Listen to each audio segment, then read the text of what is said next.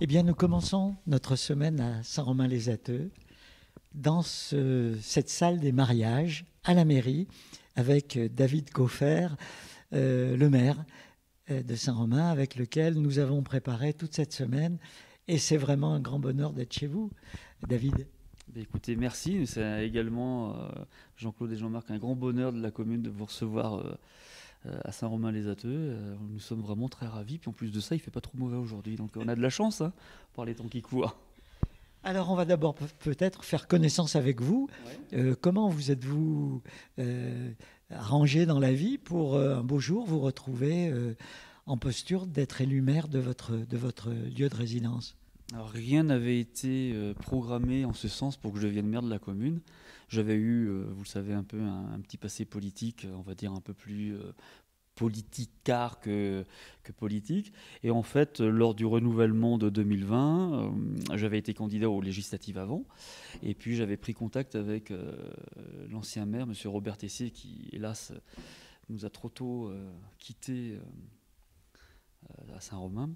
Et je lui avais dit bah voilà, que j'aimerais bien participer à la vie du village, quoi, de manière active.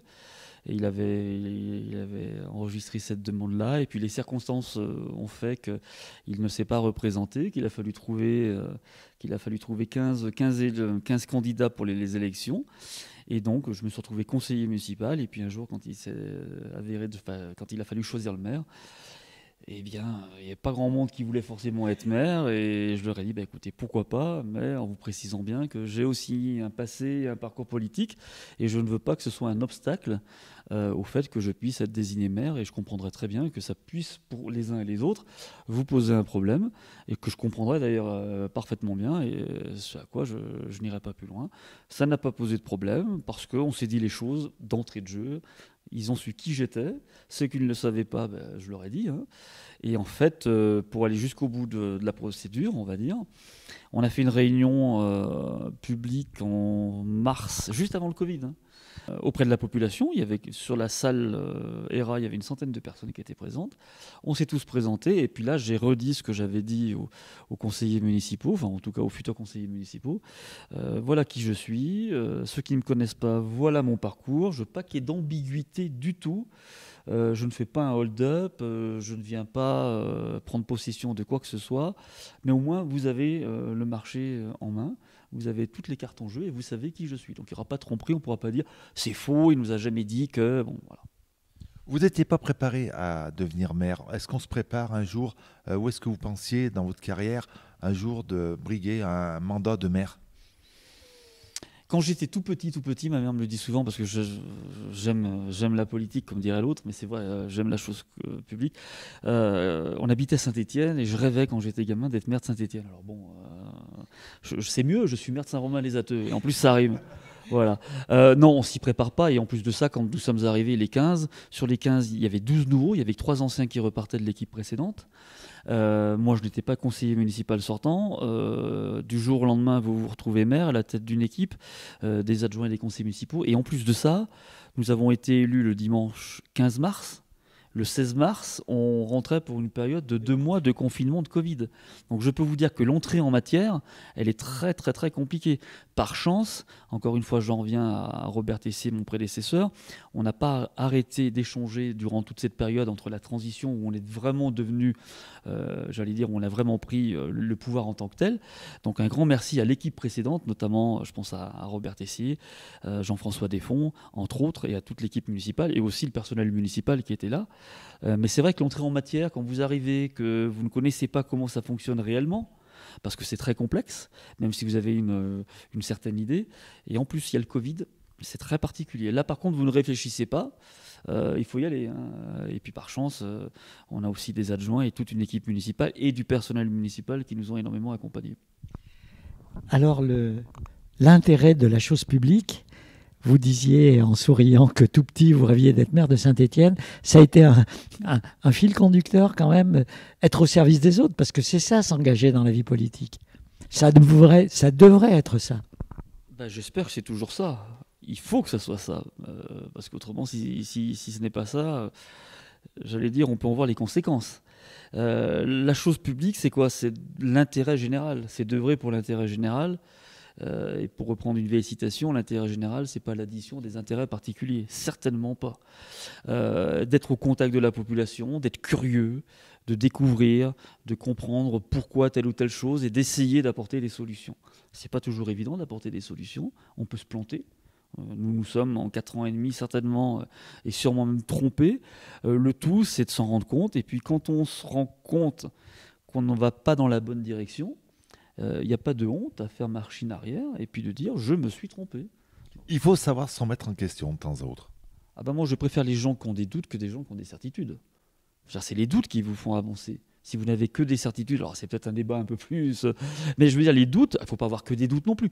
Mais je veux dire, les doutes, la remise en question vous permet d'avancer. Si vous pensez à chaque fois avoir raison sur tout, tout le temps, sur tous les sujets, que ce que les autres disent, ça n'a aucun intérêt, aucune importance, ça ne sert strictement à rien. Il faut accepter la contradiction. Vous savez, dans les réunions du conseil municipal ou les réunions dites de travail, il arrive bien souvent que ce que je peux proposer soit mis en minorité et on me dit on n'est pas d'accord. Alors, c'est jamais agréable pour l'ego, c'est évident. Mais encore une fois, avoir des doutes, c'est se remettre en question et se dire ce qui était vrai il y a peut-être 2 ou 3 ans n'est peut-être plus vrai aujourd'hui, notamment sur tel ou tel projet qu'on pensait faire comme ça et qu'on va peut-être faire différemment, ou d'autres projets qu'on n'avait pas prévus qu'on va faire. C'est la vie, hein. C'est la richesse de la vie, de ne pas se dire bon, bah, pendant 5 ans c'est ça, le 15 février on fera ça, le 28 mars, non, on ne sait pas. Donc il faut des certitudes, il en faut. Les valeurs républicaines, c'est des choses très importantes, entre autres. Mais avoir des doutes, se dire qu'on peut se tromper et apprendre de ses erreurs, bien évidemment, faut être humble, rester humble. Alors, vous avez travaillé en équipe. Ce qui nous frappe hein, quand on vient chez vous, c'est la chaleur, l'amitié, le fait que chacun apporte sa pierre à l'édifice. C'est comme ça que fonctionne votre commune si dynamique. Alors, on va faire connaissance maintenant avec votre commune et un chiffre qui nous a frappé. En quelques dizaines d'années, la commune a triplé de population. Impressionnant. Oui, je crois que dans les fin des années 70, début 80, il y avait 300-400 habitants. Là, il faut attendre la fin le recensement a été fait. On aura les résultats définitifs en fin d'année. On devrait être plus ou moins entre 980 et 1000 habitants à peu près. Donc c'est vrai que c'est une commune qui s'est énormément développée, mais de manière raisonnable et raisonnée. Grâce aux différents mandats. Hein. Je vais vous citer les maires que j'ai connus, notamment mon prédécesseur, M. Robert Tessier, Dudu Mariton qui était avant, et puis Jean Audouard, dont vous avez ce matin eu Raymond, son épouse, sont des gens qui ont contribué à développer le village, mais de manière harmonieuse. Et encore une fois, de manière raisonnable et raisonnée. Le but, c'est pas de passer de 1000 habitants, si nous avons 1000 habitants, à 5000 habitants dans les années qui viennent. C'est pas ça. Ici, nous avons la chance, sur le Haut-Pilat, d'être à une vingtaine de minutes de Saint-Étienne, à moins de 7-8 minutes de Saint-Genès-Malifaux. Nous avons une qualité de vie magnifique. Vous avez vu l'écrin dans lequel nous sommes. Vous rajoutez à cela que nous avons un tissu associatif que beaucoup de maires nous envient. On est bien, voilà, on est bien, mais c'est le fruit d'un long travail qui avait été entrepris par mes prédécesseurs. Et effectivement, la convivialité, c'est pas un vain mot chez nous. Hein. Vous avez pu vous en rendre compte, toutes les personnes que vous avez interviewées, un peu comme une fameuse bande dessinée, ça se termine toujours autour d'un banquet, quoi. Voilà. C'est un petit peu la tradition. Alors, une commune qui est étendue sur combien d'hectares ? 17, je crois. 17 hectares, qui est très étendue. On a une frontière avec la Haute-Loire, on est au-dessus du Chambon-Feugerolles, il y a une partie qui est au-dessus aussi de la Ricamarie. Pour accéder sur certains points de la commune, il faut passer par le département de la Haute-Loire pour pouvoir y aller. Pour accéder sur une autre partie de la commune, il faut passer par Saint-Genès-Malifaux, une partie de la Ricamarie pour pouvoir y accéder. Donc c'est une commune qui est très étendue, où on a aussi, vous avez vu au niveau forestier, un massif très important, et une forêt communale de plus de 74 hectares, je crois. Et une altitude, alors tout dépend de l'endroit où on se trouve sur la commune, environ 700 et un peu moins de 1000 mètres, à peu près. Et puis, toujours un tissu agricole, d'agriculteurs bien présent. C'est important, parce que c'est de la vie, c'est de l'activité, et puis c'est aussi l'entretien magnifique de notre paysage. On a de la chance d'avoir à ce jour 8 ou 9, parce que certains doivent prendre leur retraite agriculteurs sur la commune, ce qui est quand même important. Alors, beaucoup moins que dans les années précédentes où ils étaient plusieurs dizaines. C'est un métier qui est rude, qui est important, ce sont des gens qui nous nourrissent, qui entretiennent la terre, qui entretiennent aussi les paysages. Et puis aussi, pour le compte de l'intérêt général et d'une collectivité comme la nôtre, on n'a pas, nous, les moyens au niveau du service technique d'avoir des tracteurs suffisamment puissants pour pouvoir procéder au déneigement des chemins communaux. Et donc, on a deux agriculteurs, Jean-Philippe Vaucanson et Alain Montmartin, qui ont une convention avec la mairie et qui, dès qu'il y a de la neige, alors certes, il y en a moins qu'avant, mais quand il en tombe beaucoup. Généralement, c'est de la bien lourde et bien grasse, c'est pas la plus facile, et on est très heureux de les avoir. Ils ont leur circuit, ils savent très bien quand il faut intervenir, quand il faut sortir, et c'est toujours très bien fait. C'est une chance formidable de les avoir, parce qu'on ne serait pas aujourd'hui, en tout cas avec le matériel que nous avons et le personnel municipal qui ne serait pas assez en nombre, de pouvoir assurer le déneigement de plus de 40 km, je crois, de voirie communale. Vu que la commune est très étendue, on a beaucoup de voiries communales, et l'idée quand même, c'est de tout mettre en ordre, et en sorte, que le lundi matin, si la neige tombe le dimanche, que tout le monde puisse aller travailler. Alors, ici et là, bien évidemment, il peut toujours y avoir des pleureuses en disant « ça va pas assez vite ». Le problème de la neige, c'est qu'elle ne s'évapore pas tout de suite, la neige. Donc, il faut bien pouvoir la mettre quelque part. Mais globalement, nous sommes en zone montagne, donc tout le monde est équipé. J'allais dire qu'ici, un peu la voiture du peuple, c'est un peu la Dacia Duster, parce que ça permet de passer de partout. Il n'y a jamais trop de difficultés. Moi, j'habite ici depuis 18 ans. Je n'ai jamais eu de difficultés ni pour monter, ni pour descendre et me rendre à mon travail. J'ai plutôt de difficultés, mais ce qui est normal. Il y a la convergence de plein de véhicules dans la vallée et à Saint-Étienne, et là, c'est beaucoup plus compliqué, quoi. Donc, ils ont un rôle très, très, très important, les agriculteurs. D'ailleurs, dans le magazine municipal que nous faisons une fois par an, il y a un numéro spécial qui leur est... des pages, en tout cas spéciales, qui leur sont entièrement dévorées. Voilà. Ils sont en complément des agents municipaux pour le déneigement. Combien d'agents qui travaillent sur la commune ? Alors, les agents du service technique, il y a 2 agents à temps plein du service technique. Nous avons aussi, au niveau de l'école, pour tout ce qui est périscolaire et cantine, 5 agents. Et puis, au niveau du secrétariat de mairie, nous avons 2 agents. Alors, ce n'est pas tous des temps pleins, bien évidemment, mais en tout, vous voyez, ça fait à peu près une dizaine d'agents, avec des fluctuations. Il y a des accroissements temporaires d'activité, notamment au niveau de la cantine. Parce qu'on a une cantine où les produits sont bons et rapport qualité... donc je m'avance un peu. On va justement parler de l'école, si vous voulez bien, parce que dans un village comme le vôtre, c'est un peu un baromètre de la vitalité, du fait que la population vieillit, bien sûr, mais qu'il y a aussi des jeunes foyers avec des enfants. Et votre école, 4 classes, ça fait une belle performance. Alors ça fait une belle performance, il y a 4 classes, donc une classe petite section, moyenne section, grande section CP, CE1, CE2, CM1, CM2. On a 87 enfants qui sont inscrits. L'année dernière, il y a eu une grosse vague de CM2 qui sont partis au collège, mais bon, il y a des périodes qui sont comme ça. Mais en tout cas, on nous a assuré que dans les années qui venaient, en tout cas pour leur rentrée 2024 et 2025, on était assuré d'avoir toujours 4 classes. L'école avait été rénovée il y a une vingtaine d'années, ce qui fait qu'il y a même des classes supplémentaires. Et à une époque, il y a eu même 5 classes. Il y a quelques années de ça sur la commune. On a une cantine qui fonctionne très bien, parce qu'à des midis, il peut y avoir jusqu'à plus de 70-75 enfants qui viennent manger. Tous les enfants restent manger, presque. Presque tous les enfants. Il faut dire que le rapport qualité-prix que nous avons grâce à Marle Cantine qui nous livre, pour 4,70 €, vous avez 5 plats. C'est du circuit court, c'est du local, c'est du bio. Bon, ce qui fait que nous, par contre, commune, on a été obligé d'organiser un double service. Voilà, donc il y a 2 services, donc c'est pour ça qu'on a du personnel municipal en plus, quoi. Voilà. On sent aussi que la commune est extrêmement active, mais qu'il y a beaucoup de collaboration avec vos voisins pour des tas d'activités, et puis aussi que le parc, c'est un plus pour vous. Avec des contraintes, bien sûr. Oh, mais il y a toujours la vie, c'est du yin et du yang, hein. Il y a toujours, heureusement d'ailleurs, ça permet d'avoir un équilibre.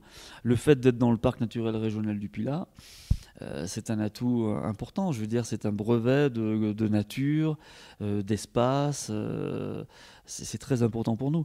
Après, avec les autres communes, déjà au niveau de la communauté de communes des Monts du Pilat, nous sommes 16 communes, nous travaillons étroitement ensemble. Et à plus actuellement sur des sujets, seront-ils encore à l'ordre du jour, je ne sais pas, mais notamment sur la remontée des compétences au assainissement, tout ce qui est petite enfance aussi, tout ce qui est économique. Et puis au-delà de la communauté de communes, avec nos voisins directs, que ce soit Jonzieux, Marle, Saint-Genès-Malifaux, on s'entend très bien avec les élus. Et puis au niveau même des associations, il y a beaucoup d'inter-échanges et d'interactions. Alors, il y a un cœur de commune, beaucoup de hameaux, et puis vous avez, en 2020, eu un plan de mandat. Alors, on comprend que ça évolue, ça bouge, mais le cœur de la commune et le plan de mandat. Alors le plan de mandat, le gros chantier du mandat aurait été la réhabilitation et l'extension de la salle polyvalente, ce qu'on appelle la salle ERA, l'espace rural d'animation. On pensait pouvoir la terminer assez rapidement, puis bon, comme tous les maires et comme tous les citoyens, nous sommes pris plusieurs vagues de Covid, donc ça a pris un petit peu de temps. Normalement, pas normalement, à l'automne, elle devrait ouvrir avec quelque chose qui aura vraiment de la gueule. Après, il y a aussi toute une réflexion de voirie communale qui a été faite. Et puis, j'allais dire, même au-delà de toutes les actions qu'on a pu faire, à grande ou à moyenne portée financière, c'est la vie au quotidien du village.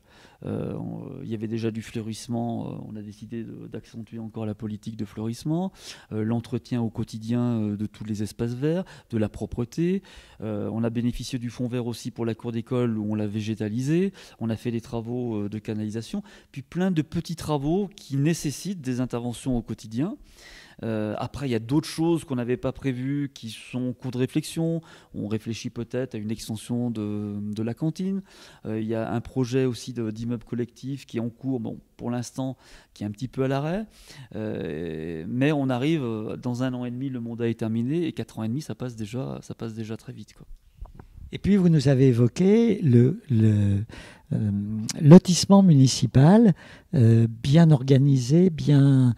alors, je ne sais pas exactement si son statut est municipal. Non, mais c'est un lotissement qui va permettre à la population de venir s'installer encore chez vous. Exactement. Alors, ce n'est pas un lotissement municipal. On était sur ce qu'on appelle une opération d'aménagement programmé qui datait, je crois, depuis les années 2000.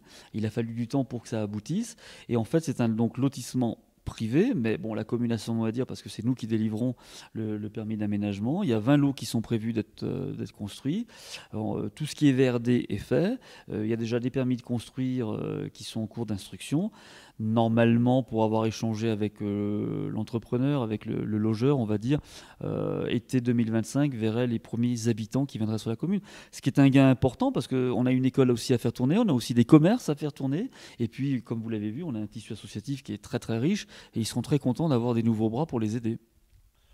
On va parler du commerce. 2 commerces ici, à Saint-Romain-les-Ateux. Alors, à ce jour, il y a 2 commerces. La boulangerie, qui nous a fait un très beau déjeuner, qui fait aussi pâtisserie et puis qui fait aussi traiteur, et puis avec plein de petites épiceries aussi, et puis un bar tabac qui est juste à l'entrée du village aussi. À ce jour, il y a 2 commerces, plus le dimanche matin, un petit marché avec un fromager, Régis, avec fruits et légumes qui vient de Saint-Genès-Malifaux, et puis Tonton Ricardi, qui est notre pizzaiolo, voilà, qui fait des pizzas formidables, voilà. Donc il y a de l'animation le dimanche matin. Des commerces, un tabac, c'est signe d'une bonne santé pour une commune. Tant qu'il y a des commerces, c'est qu'il y a de la vie. Tant qu'il y a des commerces, il y a de la vie, et que ce soit nous ou les équipes précédentes, moi ou mes prédécesseurs, tout est fait. C'est pour ça que le lotissement qui se trouve dans le centre-bourg, vous avez vu comment est fait Saint-Romain-les-Ateux. Pour aller dans le centre-bourg, il faut prendre la RD 2, la RD 22.2. On ne passe pas automatiquement dans le centre-bourg. Donc, on quitte. Voilà, et donc il faut vraiment avoir besoin ou envie d'y aller. On a de la chance d'avoir 2 commerces, d'avoir un petit marché, le fait d'avoir le lotissement qui nous amènera une nouvelle population. Un village qui n'a plus de commerce, moi je vois des collègues maires qui n'ont plus, et des communes qui n'ont pas que à la même échelle que nous, 800, 900 000 habitants qui n'ont plus de commerce, c'est très très très difficile. Donc on met tout en œuvre pour que bien évidemment ces commerces continuent d'exister, mais il faut aussi que la population joue le jeu. C'est-à-dire que c'est bien de dire je veux des commerces de proximité, mais il faut faire l'effort, et je pense que c'est un petit effort que de venir acheter son pain ici, son journal, de prendre du traiteur quand il y a du traiteur, de faire vivre le commerce local. On fera tout pour le maintenir, et il vit bien. S'il y a besoin de les aider, on l'a eu fait par le passé, on continuera de le faire, mais il faut aussi que habitants de la commune viennent dans le centre-bourg, viennent faire ses courses à Saint-Romain. Pas pour tout, bien évidemment, mais rien que de prendre son pain, ça serait déjà bien, quoi. Alors beaucoup le font, mais on a cette chance-là et on fera tout pour les garder en plus Je veux dire, je pense à la boulangerie. Vous avez vu comment on l'a mangé. C'était très bon. Qu'est-ce qui manque à Saint-Romain, les Atteux? Il y a un médecin, il n'y a pas de pharmacie par contre? Alors les pharmacies, vous savez, il y a des règles particulières pour en avoir. Des médecins, déjà dans les communes un peu plus grandes que nous, c'est très compliqué d'en trouver. On a quand même un cabinet d'infirmières à l'entrée du village. On a une micro-crèche aussi. Qui existe. On a beaucoup d'artisans aussi, en plus des agriculteurs qui habitent sur la commune et qui travaillent en dehors, mais qui sont résidents sur la commune. On a un restaurant. Alors on va aller et il a une renommée largement au-delà des frontières de chez vous, cher ami. Mais, cher ami, c'est tout à fait justifié. Parce que c'est même, je vais vous dire, il y a deux points compliqués avec la table des yourtes qui est tenue par Vincent et Bénédicte. C'est que pour avoir une table, c'est très long. Et quand après vous allez dans d'autres restaurants et que vous comparez par rapport à ce que eux font et le rapport qualité-prix, vous dites mais c'est pas possible. Il faut rester à Saint-Romain pour aller manger au restaurant. Alors j'exagère, je fais du chauvinisme à 2 francs, hein, mais non. Qu'est-ce qui manque à Saint-Romain? On peut toujours, tout ce qui fera qu'on puisse améliorer le quotidien, la qualité de vie que nous avons chez nous. On vit bien chez nous. Je ne dis pas que tout est parfait, je ne dis pas qu'il n'y a pas des moments des anicroches, mais globalement, on vit très bien. Et nous, notre principal boulot en tant qu'élus, mais je dirais l'ensemble des maires de France, des 36 000 maires que nous sommes, c'est de faire en sorte que dans la cohésion d'un groupe, d'une équipe, d'un village, d'une ville, eh bien, tout le monde s'y retrouve, tout le monde trouve son compte et tout le monde trouve sa place en étant dans une vie, j'allais dire, c'est un peu gnangnan, mais harmonieuse, une belle vie. C'est ce que nous avons actuellement, quoi. Et on fera tout pour la préserver. Alors en discutant avec les représentants des associations, si nombreux chez vous, on comprend aussi votre manière de faire. C'est-à-dire, l'idée, c'est pas de faire, c'est de permettre à ceux qui prennent des initiatives d'y aller. Et puis, de leur donner le coup de main, le coup un peu d'argent de temps en temps, mais pas tellement l'argent, qui va leur permettre justement de faire vivre ces occasions d'avoir des activités intéressantes. On a une chance formidable sur la commune, et ça, c'est vraiment... je m'en rends compte quand je vois d'autres collègues élus, d'autres maires sur l'ensemble du territoire ligérien, c'est qu'on a une force de frappe, c'est le cas de le dire, d'un tissu associatif extrêmement riche et puissant, et divers et varié. Il y en a pour tous les goûts. Quand ils viennent nous voir en disant on a tel ou tel projet, nous, mairie, bien évidemment, on n'a pas comme dans les grandes communes un service jeunesse, un service culture ou autre. On leur dit écoutez, qu'est-ce que vous voulez faire ? Et en fonction d'eux, nous, on vous accompagne. Alors, ça peut être des moments financiers, mais les subventions qu'on donne à les associations, c'est quelques centaines d'euros à l'année. Donc, c'est pas ça qui peut leur permettre de vivre. Par contre, au niveau technique, on peut les aider quand il faut transporter des tables, quand il faut transporter des chaises, s'il faut nettoyer telle ou telle partie de la commune pour pouvoir accueillir telle ou telle animation, mettre à disposition des locaux. Et puis, les élus, j'allais dire aussi... sont sur le pont. Mais en tout cas, plus il y aura d'animation, plus on aura un village qui c'est le cas, qui est vivant, mieux on sera content. Il ne faut pas que nous devenions, on parlait des commerces, c'est un peu pareil pour les associations. On ne prend pas sa voiture le matin pour aller au boulot et on rentre le soir. Non, on prend sa voiture le matin, on rentre, on fait par le centre-bourg, on prend son pain ou on va acheter son journal, et puis on regarde le week-end, tiens, il y a une association, il y a le comité des fêtes qui fait ça, il y a les jeunes du bourg qui font ça, la chasse qui fait les ventes de saucisses, le foot exactement pareil, la dentelle, la FR, on a une FR aussi, vous les avez rencontrés, qui nous permet d'avoir un centre de loisirs, c'est pas rien, un centre de loisirs. Là, pour le coup, on a mis vraiment la commune, comme depuis de nombreux mandats, on met la main à la poche parce qu'on sait que c'est important pour les familles qui travaillent et pour occuper les enfants quand il y a les vacances. Là, effectivement, on a mis plus de moyens. Mais on les aide, on les accompagne. Ils sont à l'initiative, ou des moments où on leur dit, tiens, on aimerait bien, je pense qu'on vous en a parlé, le sapin de Noël. Oui, belle aventure, le sapin de Noël. Les jeunes nous en ont parlé, le comité des fêtes nous en a... Racontez-nous alors. Écoutez, le sapin, en fait, la première année, il y avait déjà eu par le passé à Saint-Romain des sapins qui avaient été mis. Et puis, quand nous sommes arrivés, encore une fois, Covid et compagnie, on arrive à la fin de l'année, sur le parvis du village, il y avait 3 arbustes. Il y en avait 2 qui étaient en parfaite santé, qui le sont toujours, et celui du milieu, qui hélas n'avait pas pris, suite à la réhabilitation du bourg qui avait été engagée sur le mandat précédent. On s'est dit, qu'est-ce qu'on fait, on le remplace, on ne le remplace pas, et puis on a eu l'idée, finalement, on va l'enlever, on va faire un trou beaucoup plus grand, on a une forêt communale, on va aller voir avec l'ONF pour choisir un arbre. Parce que je ne vais pas me faire engueuler par les ayatollahs verts qui vont me dire on coupe les arbres. Non, non. On va à la forêt et on coupe l'arbre qu'on doit couper parce que cet arbre, de toute façon, va gêner la pousse des autres. On fait ça de manière la plus environnementale possible. Et donc, on a mis le sapin, on a mis des guirlandes, on a refait aussi un petit peu l'habillage de la commune pour les fêtes de Noël.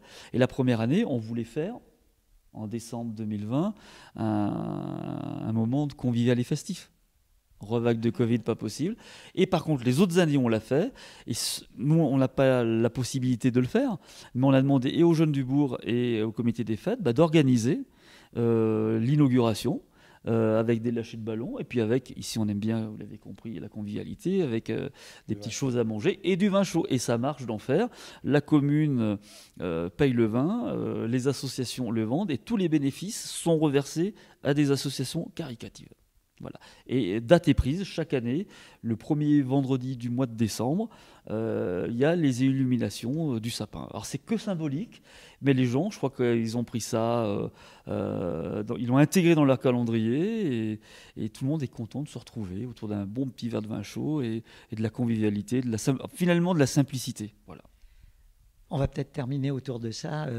Les 100 Roumis sont fiers. Nous, ça nous frappe. Depuis qu'on est chez vous, j'en suis même ému. Oui, c'est ce que je vois. Je ne devrais pas, mais cette espèce de bonheur, et puis de fierté de faire, pas de se plaindre, mais d'agir. Et ça, c'est pour vous et pour toute votre équipe une belle fierté aussi. Bah, ça me touche parce que on va pas se mettre à pleurer à la fin de l'émission quand même, hein. Ça serait quand même dommage, surtout qu'on a passé une journée magnifique. Non, mais moi j'ai découvert, je suis arrivé ici depuis 18 ans. Et ça fait vraiment depuis 7-8 ans que je me suis un peu plus intéressé à mon village. Je le reconnais, alors qu'avant j'étais plutôt de passage, pour être tout à fait franc et honnête avec vous. Je l'avais déjà découvert quand j'avais été candidat à des élections, puis encore plus bien évidemment en tant que maire.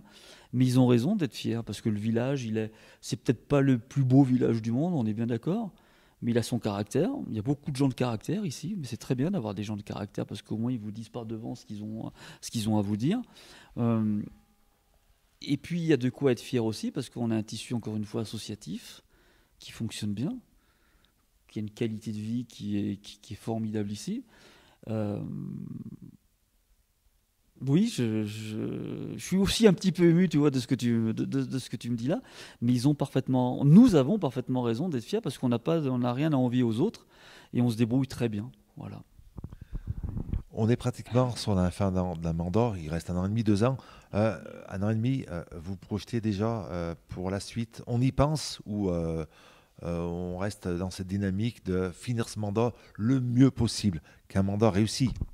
Alors, je vais vous faire une réponse un peu particulière. Qu'on puisse y penser de temps en temps, oui. Mais bon, vu l'actualité que nous avons actuellement, on va déjà s'occuper de gérer le quotidien parce que tous les jours, chaque jour suffit sa peine. Et la question se posera le moment où elle devra se poser. Moi, je pars d'un principe suivant. Il y avait du monde avant nous. Il y aura du monde après nous. Et les indispensables, ici on est à la mairie, ils sont tous à 150 mètres plus haut sur la gauche. Non, ce que je veux dire par là de manière plus sérieuse, c'est que c'est une continuité de toute façon. On verra, le moment venu, la question se posera ou se posera pas, je ne sais pas. Mais en tout cas, on doit terminer ce qu'on a commencé. Voilà. Mon ultime question, ma dernière question, la chose dont vous êtes le plus fier durant ce mandat, ça serait laquelle? La chose dont l'action que vous avez faite ou que vous avez menée avec votre équipe, où vous êtes le plus fier? C'est pas la chose, c'est pas une action, c'est le fait d'être au quotidien, d'être à l'écoute, d'être à l'attention, d'être dans le dialogue, de la rencontre. Non, c'est ça, c'est la rencontre. Au-delà des actions, il y a une salle qui va être bientôt terminée, il y a plein d'autres choses qu'on a fait. Ça, c'est ok, c'est du concret ou autre. Mais ce qu'il y a de plus beau dans le mandat de maire, c'est l'échange, c'est la curiosité. Mon prédécesseur, Robert, m'avait dit tous les politiques, ce qui était un peu le cas avant me concernant, ils veulent tous faire des carrières ou autres. Il ferait bien de commencer par être maire, parce que maire, on est des praticiens du quotidien. On est des praticiens du quotidien. Donc c'est ça que je retiendrai surtout, au-delà de toutes les actions qu'on peut faire, l'échange, la curiosité, et il faut aimer les gens. Si vous n'aimez pas les gens, si vous ne les écoutez pas, il ne faut pas faire maire. RCF La joie se partage.